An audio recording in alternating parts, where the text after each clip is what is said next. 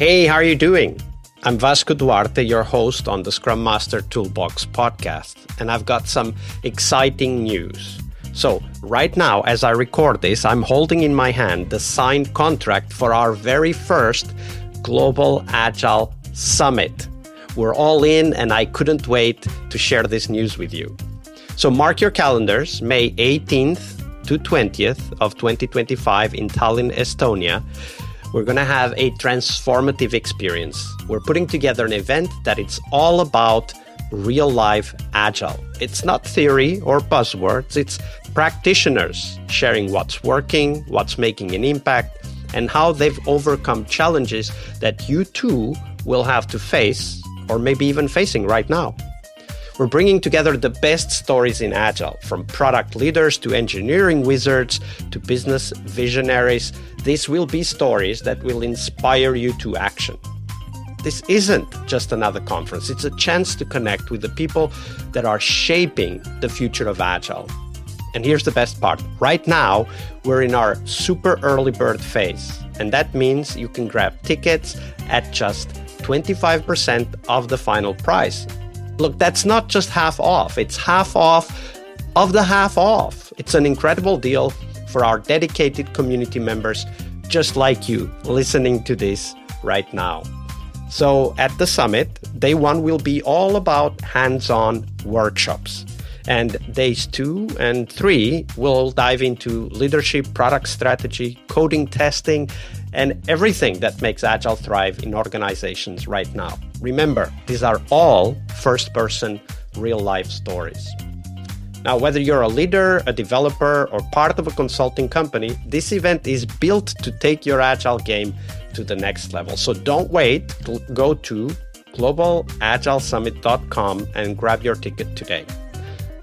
Let's all make 2025 the year Agile truly transforms your teams, your business, and our industry. I'll see you all in Tallinn. And remember, go to globalagilesummit.com and get your super early bird ticket right now. It will only be available until the agenda is announced. So don't wait. Grab it right now. Right, now that that's out of the way, on to the episode. Hello, everybody. Welcome to a very special bonus episode. We have two guests here today to talk about a topic that doesn't very often come up in, let's say, LinkedIn discussions about Agile. You'll be the judge of that. First, I'll introduce the guests. The guests are Michelle Pauk and Victor Pena. Hey, Michelle and Victor, welcome to the show. Hi, Vasco. Great to be here. Hey, Vasco. Absolutely. Great to be here. So Michelle, who's been on the podcast before, so check the link in the show notes, is the founder of Streamside Coaching, where she helps leaders and organizations thrive with change. She has over 15 years experience working in diverse Agile environments as product owner, Scrum Master, project manager. She has quite an amazing story of her role as project manager in that previous episode, so be sure to check it out. And of course, Agile Coach. She's a professional certified coach with the International Coaching Federation, or ICF for short, and has a master's in leadership and organizational development. In the other side of the ring, no, this isn't the fight, don't worry. Victor is an Agile coach dedicated to helping organizations achieve business agility. He focuses on implementing effective ways of working that deliver great customer value while engaging and motivating employees. He's passionate about fostering innovation and collaboration, and Victor transforms practices to ensure long-term success in a changing landscape. And we'll dive into what all of those things mean. But in today's episode, we're going to take a very specific perspective. And we're going to touch on a similar topic to what Michelle and I discussed in that previous episode. We're going to talk about philosophy. Back then, in that previous episode, we talked about Foucault's Discipline and Punish. And that was kind of the basis for a discussion on understanding how the corporate world works. And surprisingly, or not so much, there's a lot of things we can learn from reading that book about the corporate world.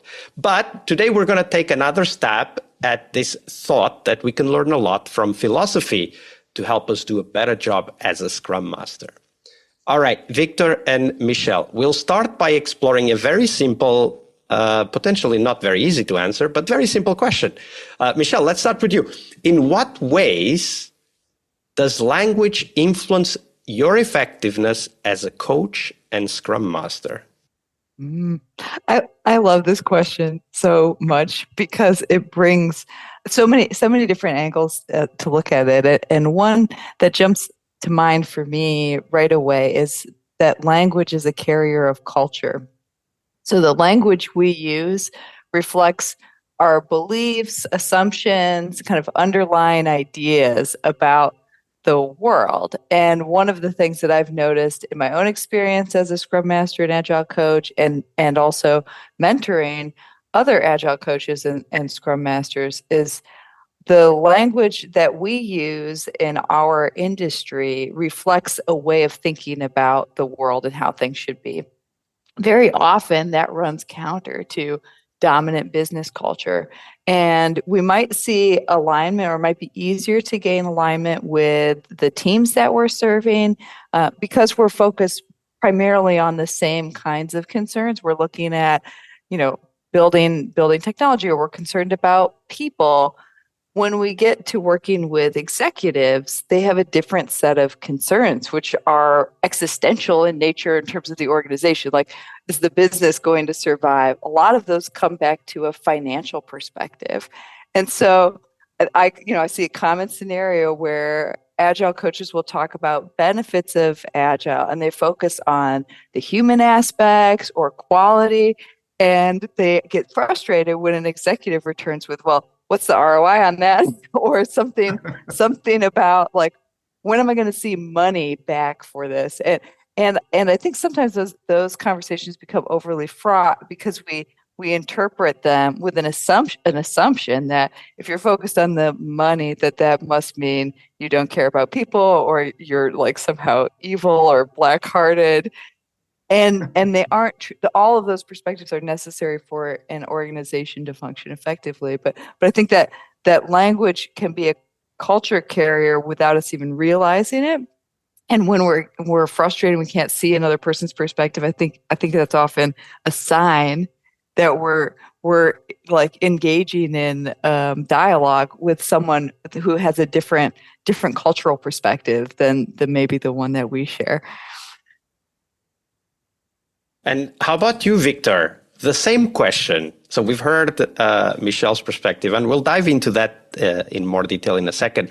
But your perspective, in what ways does language influence your effectiveness as an Agile coach or Scrum Master? It's a fantastic question. And I love Michelle's answer because she's looking at it really in the large, right? Like how does that just use of language in general, and how that's contextual, right? Based on your audience.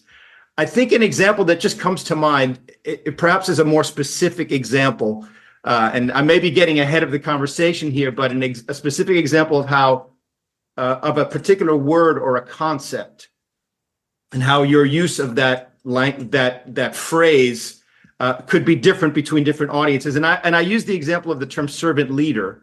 Right, the idea of the term servant leader, and how that was very prominent in Scrum, and it was in the Scrum Guide up until the 2020 edition.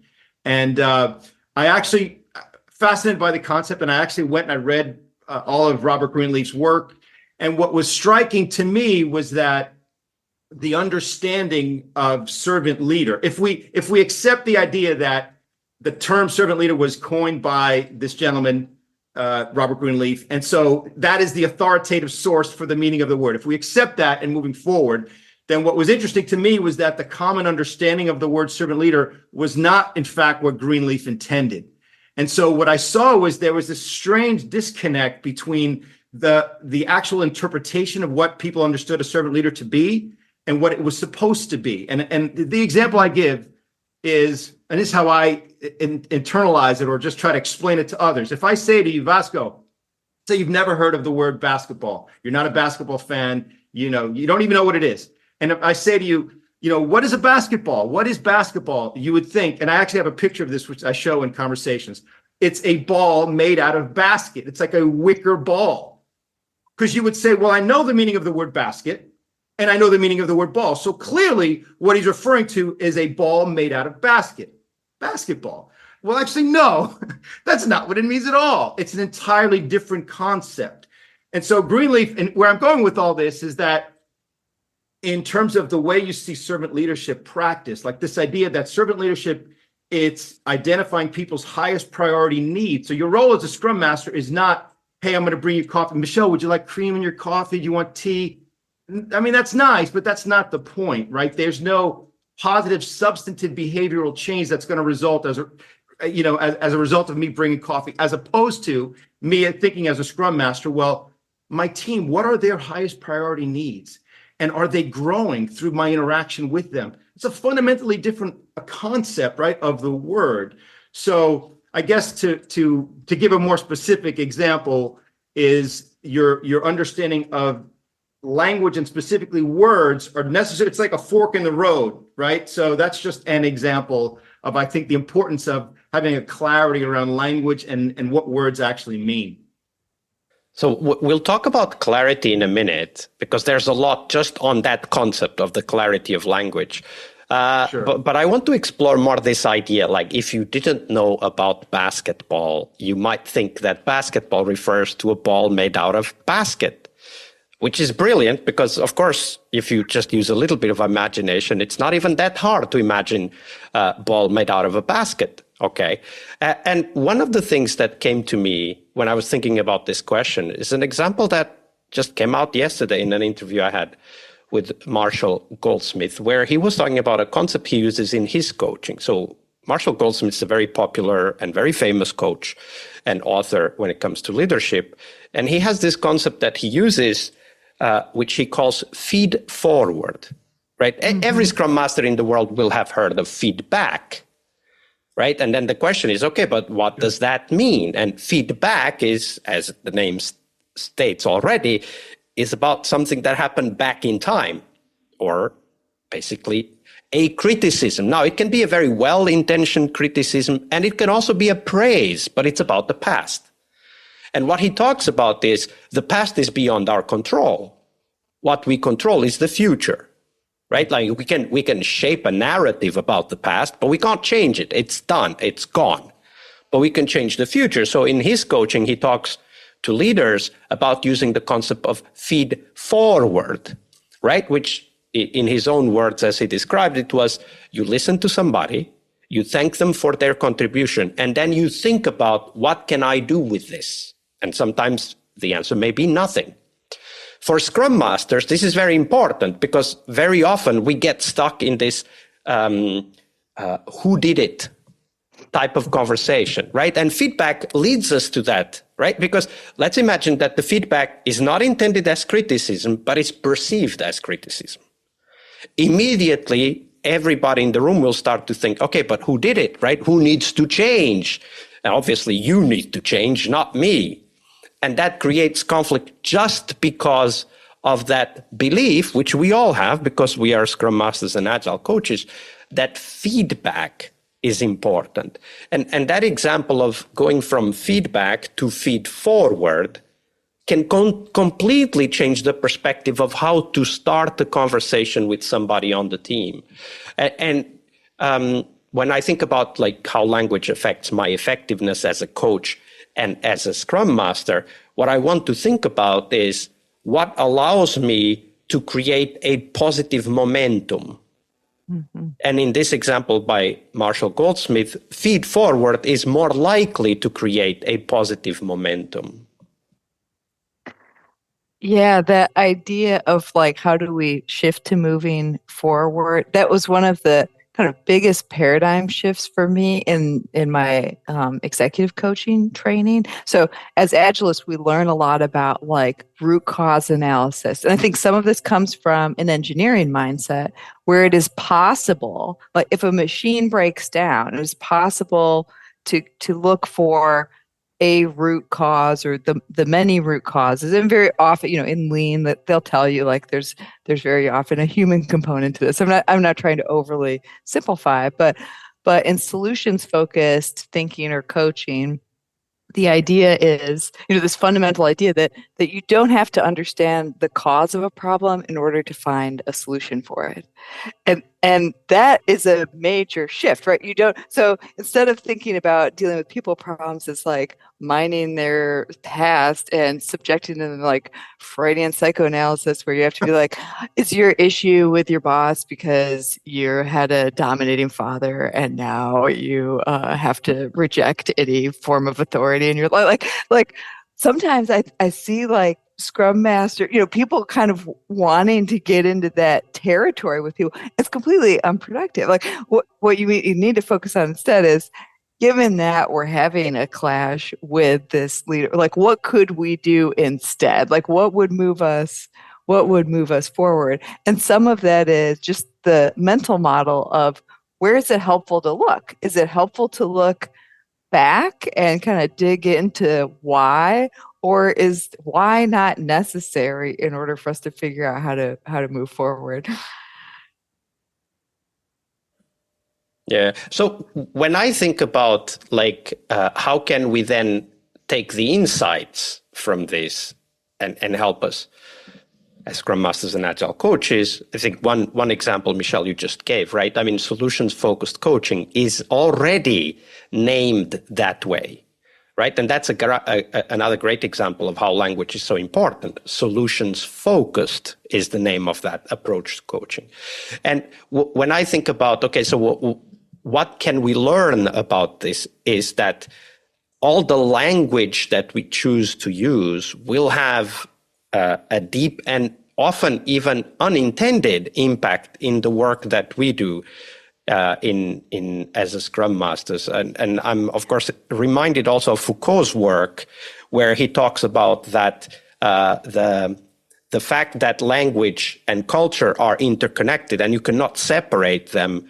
And when we look at how language is defined, or, as a result of culture, and of course, language also influences culture, so they can't really be separated, we start to understand that actually a lot of what we look for is knowledge, truth, perfection, cleanliness, right? Like, for example, the way soaps are described on TV ads is like, it's going to clean all the bacteria. It's just the same way that, maybe 50, 60 years ago, people would listen when going to church, right?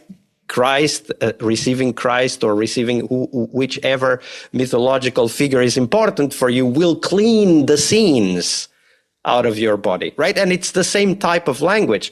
And one of the things that I find interesting when we try to take that perspective, right? Like that language and culture are all about seeking what is good, what is truth in the philosophical sense, is that in fact, in human relations, there isn't such a thing, right? The complexity and the fluidity of the relationships between people in a group is so high that there is no single definition of truth. And in fact, what is good today might not be good tomorrow, right? So how do you guys incorporate that acknowledgement or perspective that language is inherently limited in the work that you do as coaches?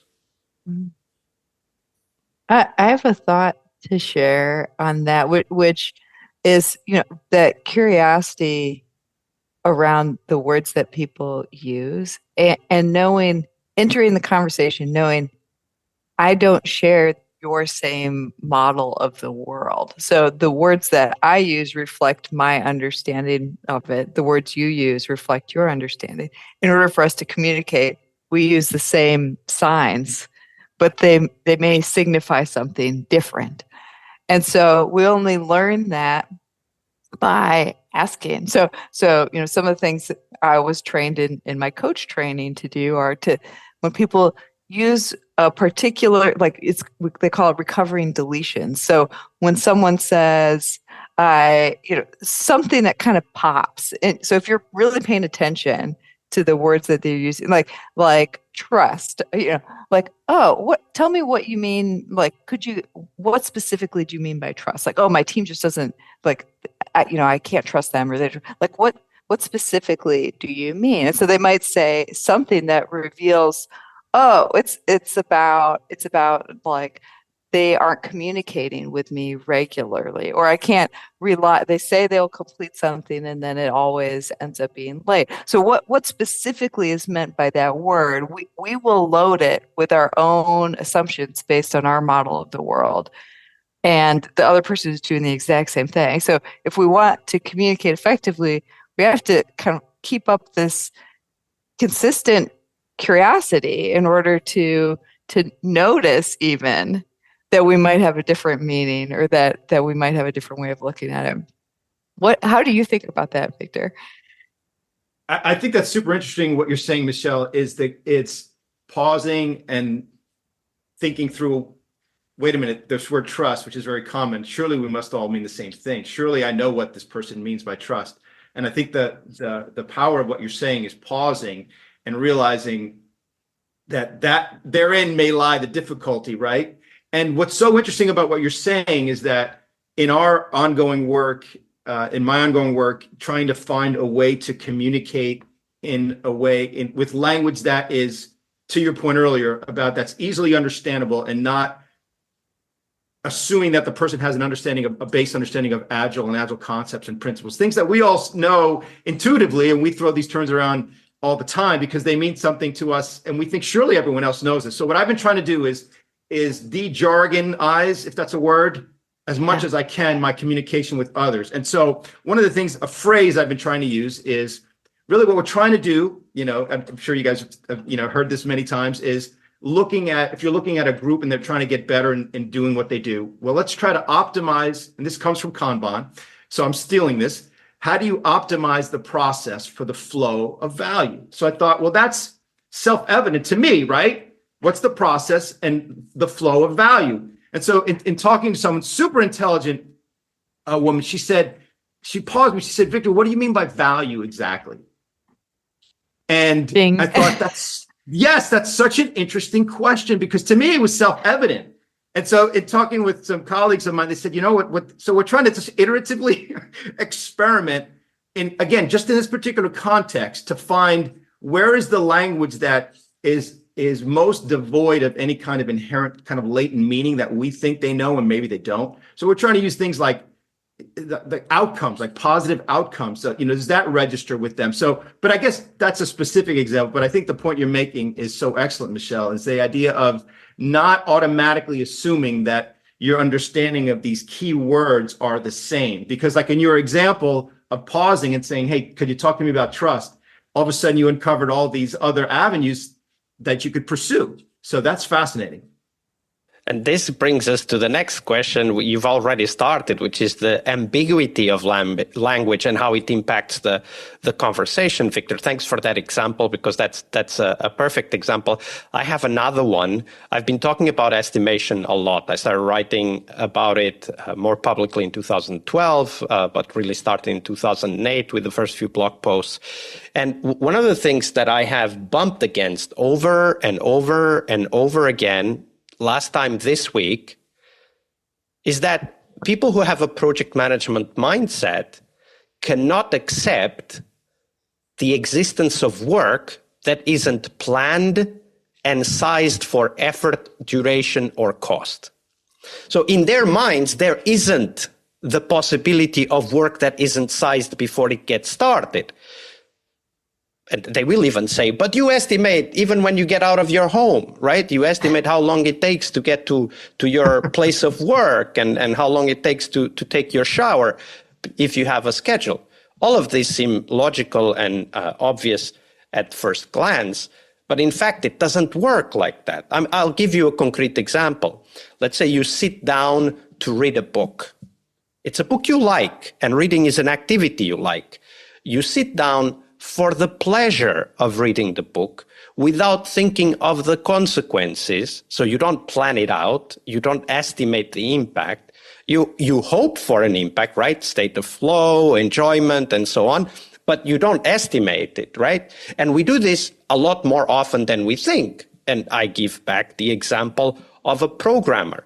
A programmer, when they sit down to write a piece of code, they don't think about how long it will take me. In fact, they can't, because they need to be in a state of curiosity and exploration.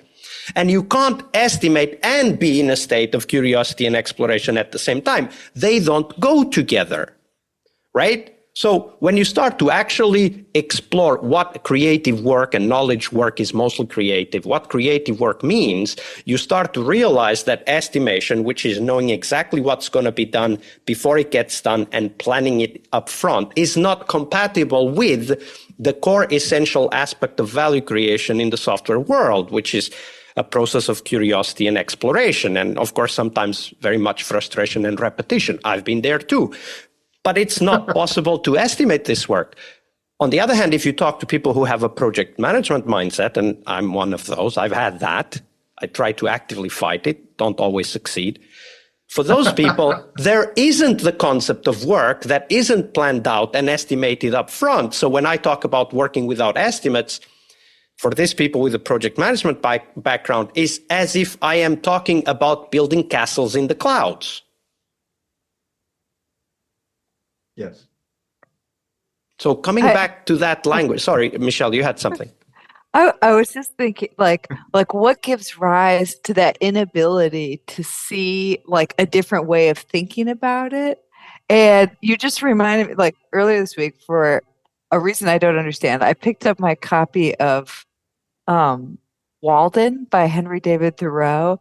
And I was just kind of looking through the first couple of pages. He's talking about, his experiment of going out in the woods and building his own little cabin and living there for 2 years, basically as a hermit, and how his, the people around him, like, people he would encounter were totally baffled by why he would do that. And he talks about raising some of his own food, and then by traditional capitalist standards, the next thing for him to do would be to learn how to improve his yield and expand his operation. He's like, I wanted to learn how to avoid the necessity of selling the things that I was raising, so that I didn't have to get involved in all of that. And so the thing that you're saying, there's pleasure in living in the world. But this idea, the culture that we live in, kind of the structure of our society, has these kind of preset dictates around, well, this is what's good, this is how your life should proceed, and this is how work should be. And I think you see some of that in those base assumptions, the work must be estimated. Well, why must it be estimated? My guess is a lot of this goes back to the capitalist wants to extract maximum profit. So I'm taking a little Marxist twist on things right now, but if you look at okay, the developer as a resource, what am I going to extract out of that resource? And I'm getting the most out. When we obsess about productivity, that's not something that's natural or inevitable. That's a reflection of our current time and the way that we think about. We've equated time with money. Time and money don't have a natural relationship. Those things can exist independently. Time existed before we invented money, and yet today they're so tightly bound that it's hard to imagine. We think about well, is this a productive use of my time? And if you take a different view, that's really quite a silly question. I don't know. I feel like right. Yes. How about you, Victor? Awesome. That's a difficult to follow, Walden and all this philosophy. It's awesome. It's a fascinating conversation. Thank you, Michelle. I have a profound understanding of the challenge you described, Vasco, although you've described it in a much more concise and articulate way than I have. The challenge of helping people understand the difficulty and, in fact, impossibility, really, or fruitlessness of trying to estimate creative tasks. And what I realized, and I think this is interesting, it's kind of within this domain that we're talking about, or just kind of a philosophical introspection. What I realized in fighting this very battle, and you were doing it, before I was, for sure. Because I think it's been 15 years since your book, right, Vasco? I mean, it was 2010. No, it's 9 years since the book. It was 2015. Yeah. 9 years. Still, long time. So what I realized in trying to understand what are the underlying assumptions from which the other person is proceeding. And maybe if I can identify what those assumptions are, like Michelle, you're talking about root causes, and sometimes it's not a good thing, but I'm just trying to find what's the underlying assumption that's implicit here that is informing this person's approach. And what the example that I used, and I've tried to explain with people is, and you, it sounds like you are a former developer, Vasco, so you have an understanding of the challenge of writing code, and that it's just as much art, like writing a song or a poem. It's not, and this is what I would this is how I conceptualize it, is that project manager, and I was one myself, is thinking that this is a quantifiable task. So it's like, if I ask you, how long would it take you to paint this room that's 12 by 12 feet? And you could reason that out. You could say, well, if I can paint this many centimeters or inches per 10 minutes, then I could just extrapolate out how long it would take. So the problem, as I see it, the underlying assumption here was that the art of programming, solving a problem that hasn't been done yet, right? So I'm not asking you to just code a form that like you've done 100 times before. No, I'm asking you to develop something that we haven't built yet. So it's this idea of the mistaken assumptions or the incorrect model. You're trying to quantify something that is necessarily non-quantifiable, to your point. And now you bring up, really interestingly, the creative aspect of it. But going into something, you don't know what you don't know. So then any estimate you might give is necessarily going to be just a grasping at straws. So, but I have found that helpful, is just underlying what the assumption are that makes someone think that you can even estimate with precision, something like programming. Not just with precision, but precision a very long time in advance of anything being done. Yes. With, yes. And this is the key, considering all possible preconditions that might develop between now and then, which is, of course, impossible.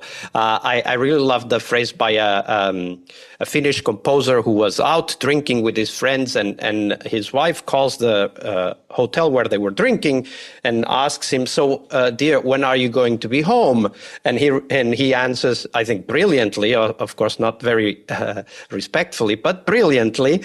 He said, dear, I'm a composer, not a fortune teller. That's brilliant. And the world would be better if more developers would say the same. All right, but I wanted to just touch on one. I mean, this philosophy of language topic is so deep and so interesting. I apologize for being so excited about this. There's one topic which Michelle already touched on, which is, of course, semiotics. And semiotics is the idea that there are things, symbols that we look at or say, and then there's the meaning, the thing behind the symbol, right? And it's interesting that even the name Scrum, right, was chosen on purpose to separate this way of working from what was then the practice, so project management. Mostly. And the words that we chose for the roles, or they chose for the roles, like Scrum Master or Product Owner, are in themselves also meaningful, right? And another example, of course, we could talk about today is that most people think that doing work in a software organization is moving tickets around in a Jira board. That is not what work is. But it's the semiotics of work in many organizations, right? Like one stuff moves from one place to the other. Now, semiotics are a really cool thing. For example, Kanban exists because semiotics is a real thing, right? There's a symbol like the card, and then there's the meaning behind it. And often in small teams, especially, there's only like a couple of very strange and unrelated words written on the card, but everybody knows what it means because they've been talking about it for a while, right? And I was thinking, we can use this, the fact that there's a symbol or is it called a signifier even, and then the meaning behind, that is super powerful for us. And the words we choose to use and the symbols we choose to use have a direct impact on the work that you do with the teams that you do. So keeping that in mind, this idea of the symbols, which can be words or of course, graphics, and then, of course, the meaning behind it, How have you, let's start with Victor now, how have you used that to your advantage as a coach? That is a super interesting question. You're talking more about just the use of symbols and helping people think in more symbolically that, or not so overtly that. Or just anything that becomes a symbol, like even a word, right? Like Scrum Master, a term, it has a symbolic meaning, right? Like it's not the same as project manager. In fact, this is so often referred to with the simple question, what does a Scrum Master do? Yes. Yeah, that's a super interesting concept. I think one area where I've struggled sometimes is in or at least trying to help people think more outside of just the two dimensions, right? That, I need to know, like this idea, right? Which, the original, I think Ron Jeffries came up with the idea like a card. It's just a symbol to have a conversation. So, and it's a struggle because someone say, yeah, but what else do we have to do? But, give me the requirements. No. It's just a placeholder so that we can talk about it, so this idea of a symbol. And Michelle and I have talked about this, our mutual love of kind of Buddhist thought and philosophy, the idea of the symbol. Buddhism is so rich in symbols and symbolism, and that, an object can have just really profound meaning beyond just its apparent, what it might mean apparently. And like the classic example of a lotus, right? Just the lotus flower. And it's this idea, the symbol of like the lotus begins, and Michelle, I think, was even reading a book on this, No Mud, No Lotus, right? This idea that the lotus begins life in the bottom of a pond. There it is. In the mud and the muck, and it's, however deep the pond is, it can't even see the sunlight, but it rises through the darkness of the water, and then it hits the surface. And when it hits the surface, it reaches the sunlight, is now exposed to the sun, hence enlightenment, and then it blooms, right? And then it becomes what it was intended to be. And so it's, for me, I wish I had a good answer for you, Vasco, because it's a fascinating question, helping people think in terms of symbols, and at the same time, not being just too abstract. Like, obviously the three of us can have this conversation about the lotus and Buddhism. You bring that up in a meeting with others, and they might say, what are you talking about? So I'm curious to hear what your thoughts are, Michelle, because I feel like helping people make that, like, cross that chasm, if you will, and being able to understand, that signifies something else. I think that's such an important skill. And when you can help people cross that chasm, the work will flow much smoother because now there's that shared understanding.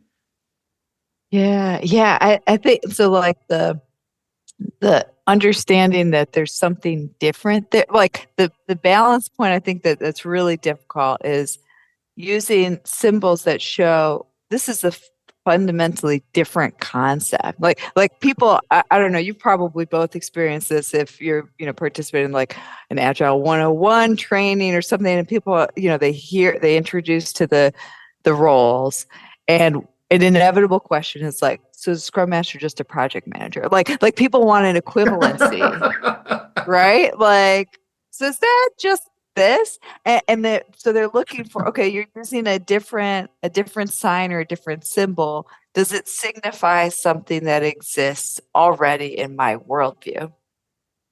And sometimes, actually, I think where we run into conflict is that the answer is no.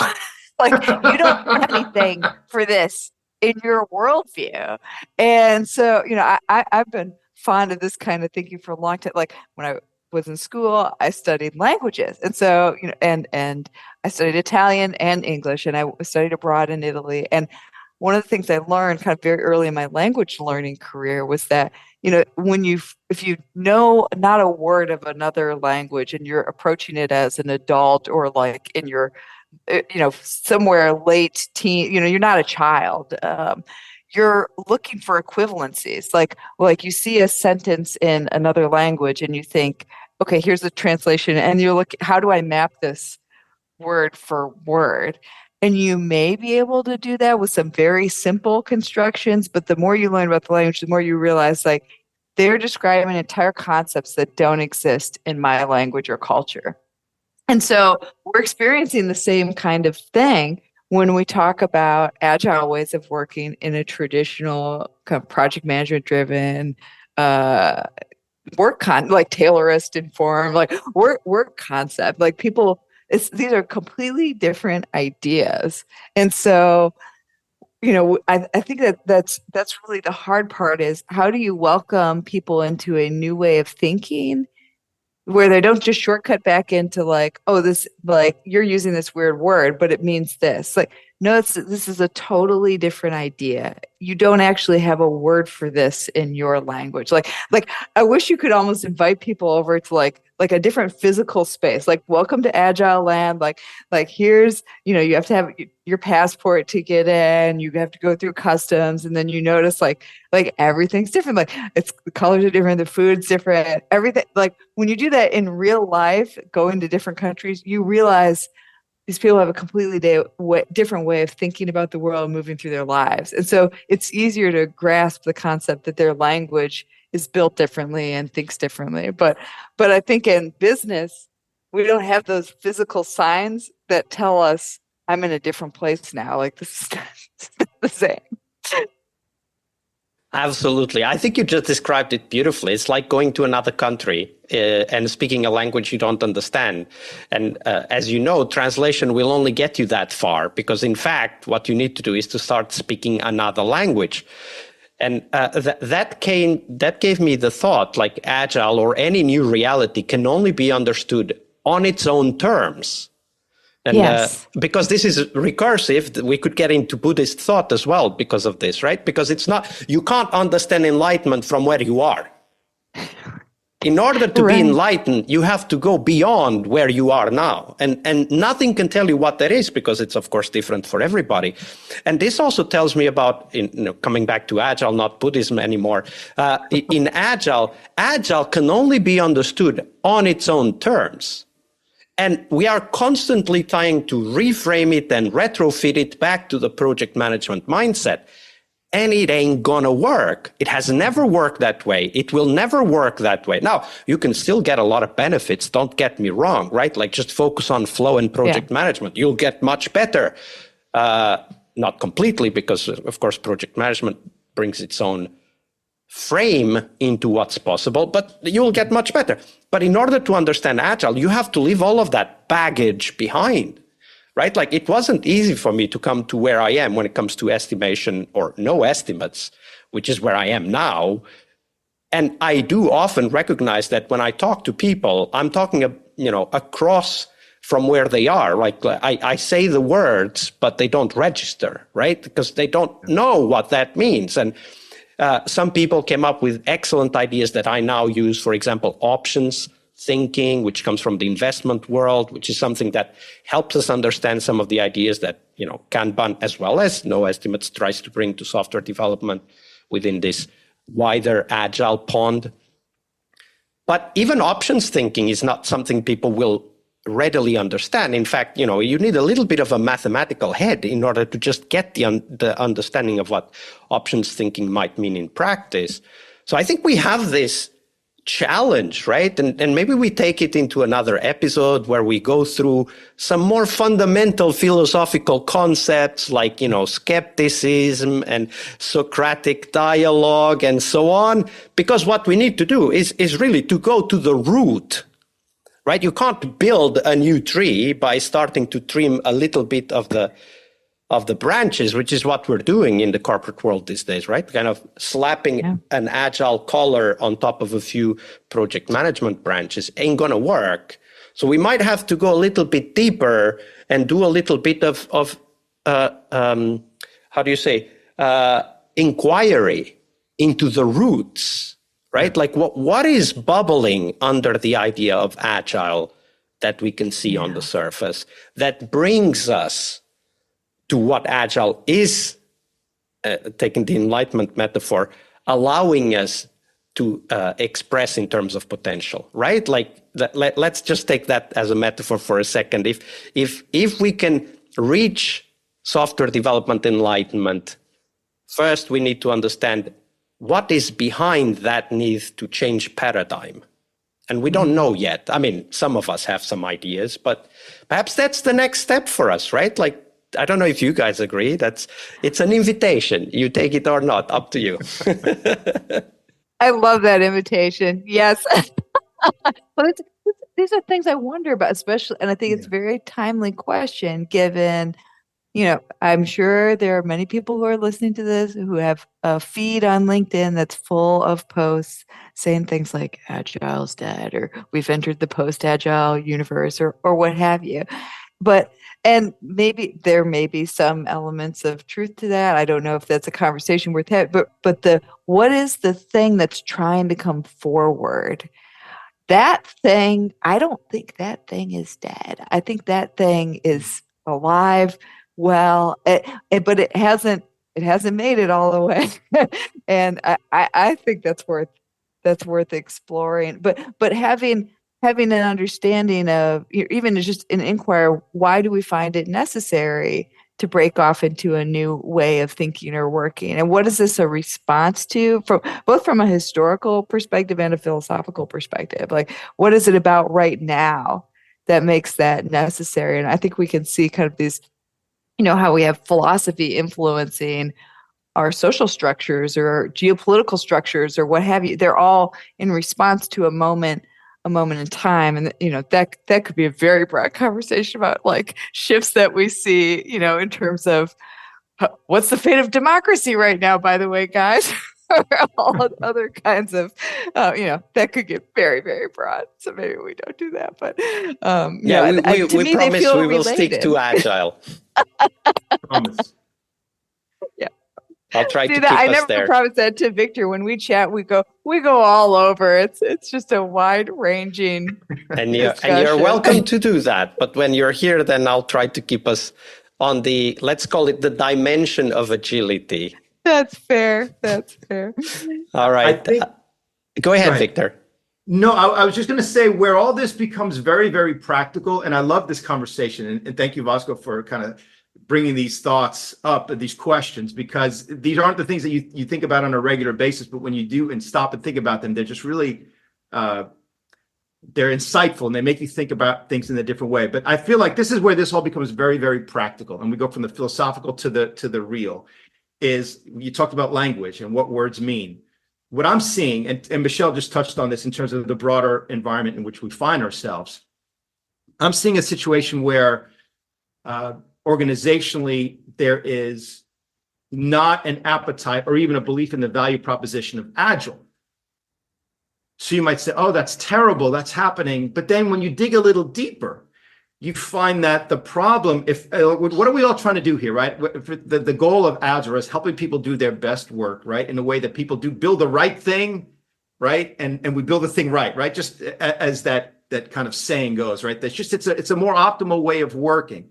But what I'm seeing in this environment in which I find myself is that the core value that we bring in Agile is still very much in demand.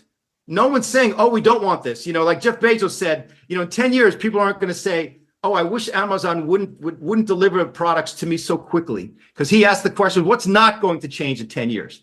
And so what's not going to change is, businesses or clients are not going to say, you know what, I wish you would stop delivering such high quality because it's not really meeting my needs. And so fast. It's so fast. And the people, they're happy, they're energized. They love to come to work because we were giving them autonomy. That's not going to happen. So the very things are the core value proposition that we bring has not changed. So you say, well, where's the problem? The problem is in the understanding of the word Agile and all the baggage and freight that carries. This is my opinion, of course. And so what I'm realizing is if you say, wait a minute, like we were talking about before, well, what does this word mean? If you stop and you realize the problem isn't with the things that we our stock and trade. Like the way what I say to people is, it's not like we're selling fax machines and there's not a demand for fax machines. So the skills, the knowledge, the value we bring is still 100% in demand. It's the challenge as I see it is that the understanding of the word Agile, in some ways, it's like a ship that's run, run aground, right? And so if you get past that and say, well, wait a minute, well, what is your objection? And then you'll find, well, the objection isn't so much Agile per se, the misapplication of Agile. And I was reading this book that was written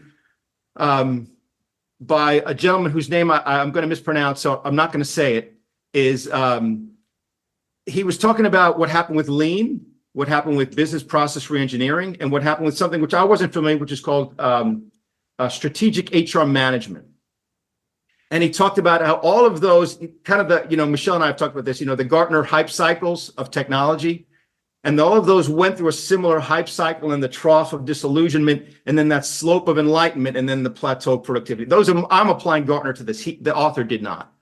But as I see it in our world, and where this becomes practical, is when we understand the meaning of language, and that slope of enlightenment comes from kind of getting through and reaching that shared understanding that we're talking about the same thing. So if we can kind of, like with a machete, cut through the differences of language and culture and what words mean, and if we can land on that place, I think we'll find that we are all trying to do the same thing. So to me, that's a message of, I think, this hope, and there is a way forward in this. So that's just my perspective. Absolutely. Well, Victor and Michelle, thank you very much. Before we go, let's have a round. Michelle, where can people find out more about you and the work that you're doing? Awesome. Yeah, they can connect with me on LinkedIn. I'm Michelle Pauk. Last name is Pauk. Or you can find me at streamsidecoaching.com, which is my website. I've got a blog with some different thoughts on these topics and others that you can check out there. And all my contact information is there as well. And how about you, Victor? Where can people find you? They can find me on LinkedIn or my email, victor@vpena.com. Absolutely. We'll put the link and the email in the show notes for everybody to easily find those contact points. And thank you very much, Michelle and Victor, for your generosity with your time and your knowledge. Thank you. This has been so much fun. Thank you, Vasco. Thank you, Michelle. We really hope you liked our show. And if you did, why not rate this podcast on Stitcher or iTunes? Share this podcast and let other Scrum Masters know about this valuable resource for their work. Remember that sharing is caring.